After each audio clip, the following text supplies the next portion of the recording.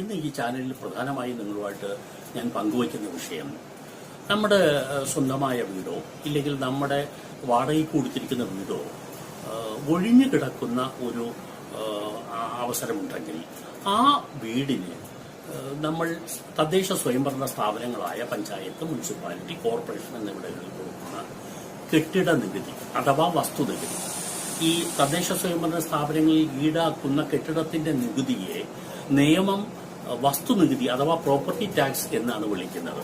കെട്ടിട നികുതി താലൂക്ക് ഓഫീസിൽ വാങ്ങുന്ന നികുതിയാണ്. കെട്ടിടത്തിന്റെ നികുതിയായി താലൂക്ക് ഓഫീസിൽ വാങ്ങുന്ന നികുതിയാണ് കെട്ടിട നികുതി എന്ന് നിയമം പറയുന്നത്. പക്ഷേ പഞ്ചായത്തുകളിലും കോർപ്പറേഷനുകളിലും മുനിസിപ്പാലിറ്റികളൊക്കെ വാങ്ങുന്ന നികുതി കെട്ടിടത്തിന്റെ നികുതിയാണെങ്കിലും അതിനെ വസ്തുനികുതി അഥവാ പ്രോപ്പർട്ടി ടാക്സ് എന്നാണ് അവിടെ നിയമം പറയുന്നത്. അതെന്തുകൊണ്ടാണ് അതിനെ പ്രോപ്പർട്ടി ടാക്സ് അല്ലെങ്കിൽ വസ്തുനികുതി എന്ന് പറയുന്നത്?